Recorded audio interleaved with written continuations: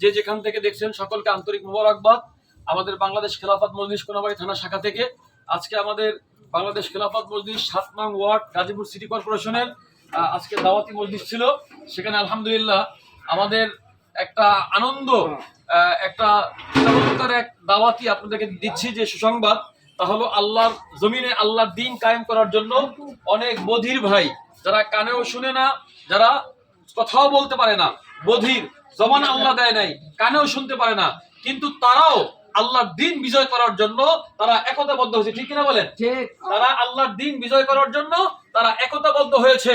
আল্লাহর এই জমিন থেকে নাস্তিক মোরতাদ, আল্লাহর এই জমিন থেকে তাগুতি শক্তিকে উৎখাত করে এখানে দ্বীন কায়েম করার জন্য তারা আমাদের সাথে একতাবদ্ধ হয়েছে। ঠিক কিনা বলেন? এবং এই সদস্য ফরম পূরণ করছে, এরা বেশিরভাগই হচ্ছে বধির, অর্থাৎ তারা কথা শুনে না।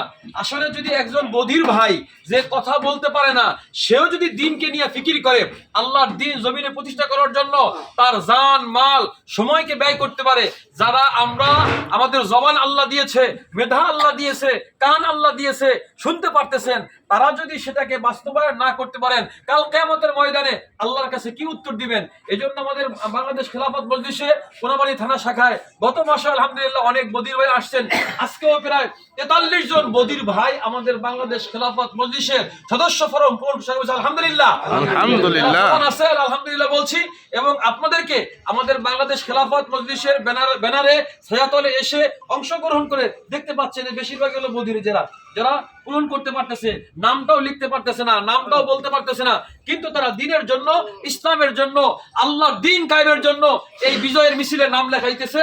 আমরা ইনশাআল্লাহ আমরা বিশেষ করে বধির ভাইদেরকে ধন্যবাদ জানাই। তাদের মাধ্যমে আরো বধির যারা আছে তাদেরকে আমরা দাওয়াত জানাই। বিশেষ করে সারা বাংলাদেশে আপনারা ছড়ায় দিবেন আজকের এই লাইভটাকে, আজকের এই ভিডিওটাকে ছড়ায় দিবেন, যেন আপনাদের দেখা দেখি, অর্থাৎ আজকের বধির ভাইদের দেখা দেখি আরো উৎসাহ পায় আল্লাহর দ্বীন কায়েমের জন্য। আল্লাহ তাআলা যেন বাংলাদেশকে কবুল করেন, সোনার বাংলাকে যেন আল্লাহ কবুল করেন, আমি সেই দোয়া চাচ্ছি।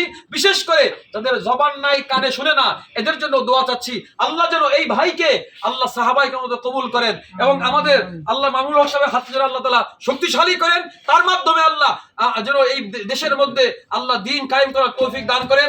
আমরা স্বপ্ন দেখছি, বিশাল স্বপ্ন, ইনশাআল্লাহ এই বাংলা হবে ইসলামের বাংলা, এই বাংলা হবে কোরআনের বাংলা হবে ইনশাআল্লাহ। ঠিক কিনা বলেন?